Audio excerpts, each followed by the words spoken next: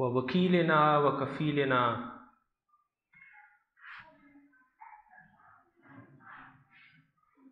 وایماننا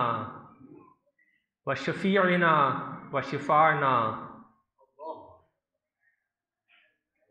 وقرۃ قبورنا وقرۃ عیوننا محمد وعلی آل محمد وبارک وسلم وصلی علیہ ان اللہ وملائکتہ یصلون علی النبی یا ایھا الذین آمنوا صلوا علیہ وسلموا تسلیما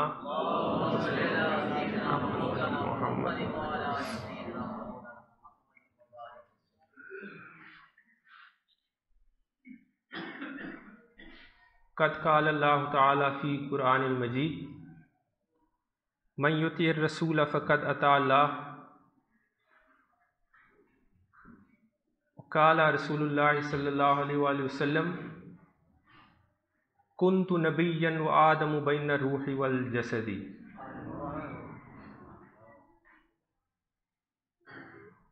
دوستان محترم، اللہ تبارک و تعالیٰ کا شکر ہے کہ آج ہم نماز جمعہ کے لیے اور آپ صلی اللہ علیہ وآلہ وسلم کے ذکر کے لیے یہاں حاضر ہوئے ہیں۔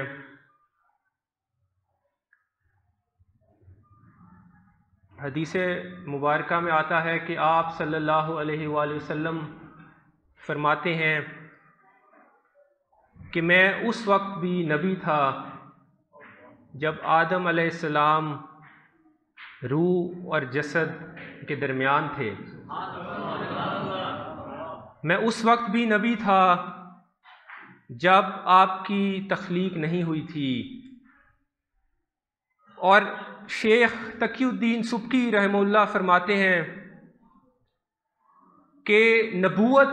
ایک صفت ہے اور صفت موصوف کے بغیر نہیں پائی جاتی۔ ہم بولتے ہیں، دیکھتے ہیں، چلتے ہیں، یہ ہمارے اوصاف ہیں، لیکن یہ ہمارے ساتھ تب ہی متصف ہوں گے جب ہم ہوں گے۔ تو آپ رحمۃ اللہ فرماتے ہیں کہ کنت نبیا وآدم بین الروح والجسد، جب آپ صلی اللہ علیہ وآلہ وسلم نے فرمایا تو اس کا مطلب یہ ہے کہ آپ صلی اللہ علیہ وآلہ وسلم عالم ارواح میں موجود تھے۔ آپ کی حقیقت عالم ارواح میں موجود تھی۔ اور دوستان محترم، آپ رحم اللہ فرماتے ہیں کہ کیا پتہ اللہ تبارک و تعالی نے ممکن ہے کہ آپ کو تخلیق فرماتے ہی یہ صفت نبوت آپ کو عطا کر دی ہو۔ روایت میں آتا ہے کہ عثمان ابن العاص سے روایت ہے، آپ رضی اللہ فرماتے ہیں کہ میری والدہ محترمہ جب آپ صلی اللہ علیہ وآلہ وسلم کی ولادت کا دن تھا تو وہ آپ کے سیدہ آمنہ سلام اللہ علیہا کے گھر موجود تھی، اور آپ رضی اللہ عنہا فرماتی ہیں کہ جب وضع حمل ہوا اور جب آپ صلی اللہ علیہ وآلہ وسلم کی ولادت ہوئی تو فرماتی ہیں کہ فما انظر الیہ فی البیت الا نور، کہ اس گھر میں جہاں کہیں بھی میری نظر پڑتی وہاں نور ہی نور ہوتا۔ ایک اور روایت میں آتا ہے کہ جب آپ صلی اللہ علیہ وآلہ وسلم کی ولادت ہوئی تو اللہ تبارک و تعالیٰ نے فرشتوں کو حکم صادر فرمایا کہ آسمانوں اور جنتوں کے تمام دروازے کھول دو۔ 70,000 حوروں کو آپ کی آمد کے لیے تعینات کر دیا گیا۔ دریاؤں کی روانی تیز ہو گئی، ہر طرف ہر طرف نور ہی نور، تمام عالم منور کر دیا گیا۔ آپ صلی اللہ علیہ وآلہ وسلم ہمارے آقا کی آمد کی خوشیوں کے لیے ہر طرف نور ہی نور، فرشتے ایک دوسرے کو مبارکیں دے رہے ہیں۔ ظلمتوں اور تاریکیوں کے اندھیرے چھٹ گئے کہ اللہ تبارک و تعالیٰ نے ایک ایسی ہستی کو بھیجا جو غریبوں اور مسکینوں کا سہارا ہے، جو یتیموں، مظلوموں،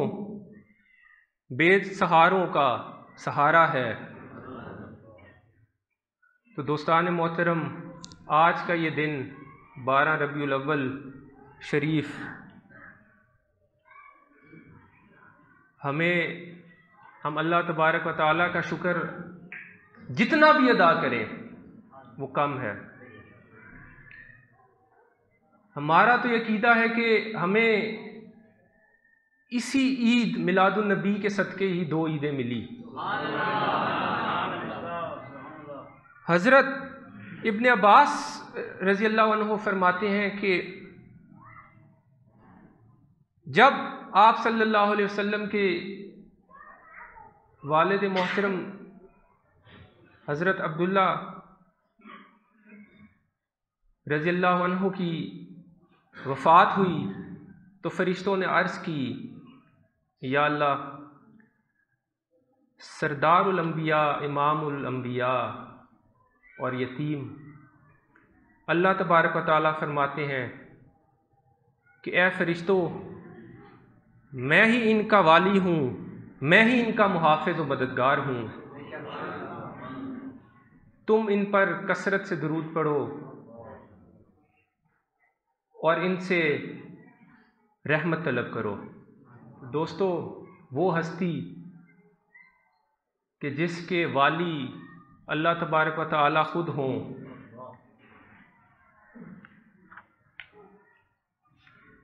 ایک واقعہ خصائص الکبریٰ حضرت امام جلال الدین سیوطی رحمۃ اللہ، جن کا جاگتے میں آپ صلی اللہ علیہ وسلم کا دیدار نصیب ہوا، وہ ہستی آپ اپنی کتاب میں فرماتے ہیں کہ حضرت عمر ابن خطاب رضی اللہ عنہ سے روایت نقل فرماتے ہیں کہ جب حضرت آدم علیہ السلام سے لغزش ہوئی اور وہ خطا ہوئی تو حضرت آدم علیہ السلام نے معافی طلب کی، اللہ تعالیٰ کی بارگاہ میں دعا کی، اللہم انی اسألک بجاہ محمد عبدک و کرامتہ علیک ان تغفر لی خطیئتی، کہ اے اللہ، میں تیرے سے سوال کرتا ہوں تیرے بندہ خاص محمد کے جاہ و مرتبہ کے طفیل، ان کی بزرگی کے صدقے، کہ تو میری یہ دعا قبول فرما اور میرے گناہ بخش دے۔ روایت میں آتا ہے کہ اللہ تبارک و تعالی نے حضرت آدم سے پوچھا، اے آدم، کیف عرفت محمد، کہ آپ محمد صلی اللہ علیہ وسلم کو کیسے جانتے ہیں؟ حضرت آدم علیہ السلام نے جواب دیا، لِأَنَّكَ لَمَّا خَلَقْتَنِي بِيَدِكَ وَنَفَخْتَ فِي مِن رُوحِكَ، کہ جب آپ نے اپنے ہاتھ مبارک سے مجھے تخلیق کیا، جب آپ نے میرے جسم میں روح پھونکی، پھر فرماتے ہیں وَرَفَعْتُ رَأْسِي، جب میں نے اپنا سر اٹھایا، عرش کی طرف دیکھا، فَرَأَيْتُ عَلَى قَوَائِمِ الْعَرْشِ مَكْتُوبًا، فرش پر لکھا ہوا تھا لا الہ الا اللہ محمد الرسول اللہ۔ تکبیر،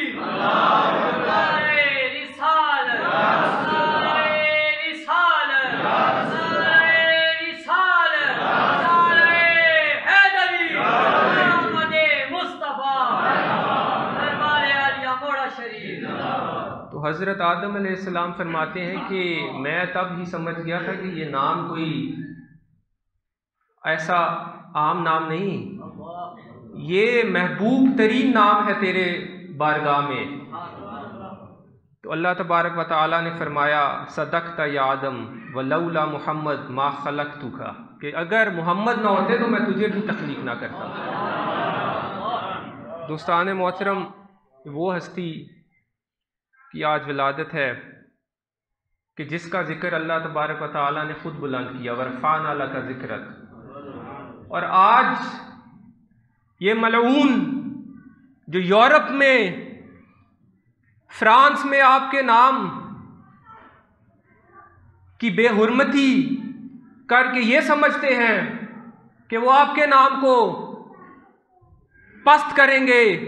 معاذ اللہ، تو جس کا نام اللہ تبارک و تعالیٰ نے بلند کیا اس کا نام قیامت تک تو کیا اس کے بعد بھی کوئی پست نہیں کر سکتا۔ اللہ تبارک و تعالیٰ نے آپ صلی اللہ علیہ وسلم کے مرتبہ اور ذات کی بلندی کی ذمہ داری اللہ تبارک و تعالیٰ نے خود لی ہے، انسان کو مکلف نہیں بنایا، کیونکہ انسان محدود ہے، انسان کی ذات کی ابتدا اور انتہا ہے، لیکن اللہ تبارک و تعالیٰ کی ذات لا محدود۔ تو علماء فرماتے ہیں کہ جب اللہ تبارک و تعالیٰ کی ذات لا محدود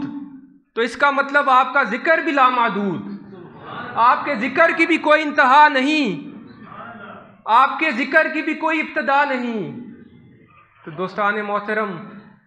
یہ جو آج فرانس، ڈنمارک میں جو خاکوں سے مسلمانوں کی، تمام عالم اسلام کی آج جو دل ہیں وہ خون کے آنسو رو رہے ہیں، باہر کی مساجد بند کی جا رہی ہیں، خواتین کو حجاب کرنے کی اجازت نہیں دی جا رہی۔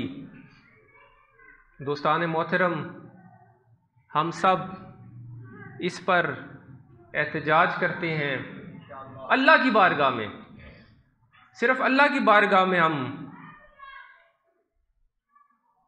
اس گھٹیا، بدبودار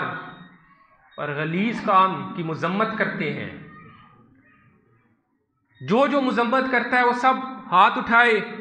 تاکہ اللہ تبارک و تعالیٰ کے حضور ہم کم از کم جو کر سکتے ہیں وہ یہ کر سکتے ہیں کہ ہم اس کی مذمت کر سکتے ہیں۔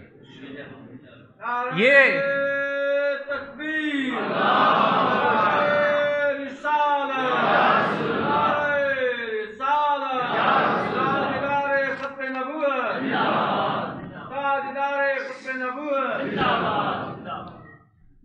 دوستان محترم،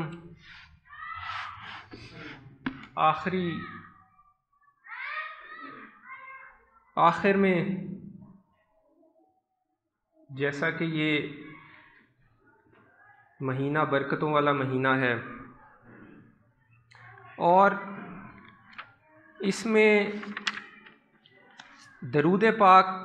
کثرت کے ساتھ پڑھیں کہ درود پاک پڑھنے کی فضیلت احادیث سے بے شمار جگہوں پر ثابت ہے۔ میں چند احادیث ذکر کر کے اجازت چاہوں گا۔ حضرت ابو ہریرہ رضی اللہ عنہ سے روایت ہے کہ آپ صلی اللہ علیہ وسلم فرماتے ہیں من صلی علی واحدۃ صلی اللہ علیہ عشرا، کہ جس نے مجھ پر ایک مرتبہ درود پڑھا اللہ تبارک و تعالیٰ اس پر 10 مرتبہ اپنی رحمت نازل فرماتے ہیں۔ ایک اور روایت میں آتا ہے کہ اول الناس بی یوم القیامت اکثرہم علیہ صلاۃ، کہ قیامت کے دن میرے سب سے نزدیک وہ شخص ہوگا جو دنیا میں سب سے زیادہ مجھ پر درود پڑھے گا۔ اسی طرح نسائی میں آتا ہے، حضرت عبداللہ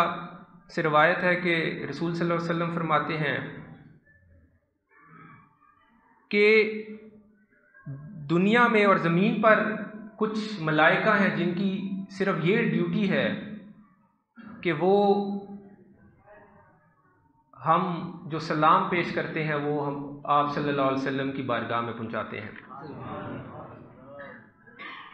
حضرت عمر ابن خطاب سے روایت ہے کہ ان دعاء موقوف بین السماء والارض لا یصعد منہ شیء حتی تصلی علی نبیک،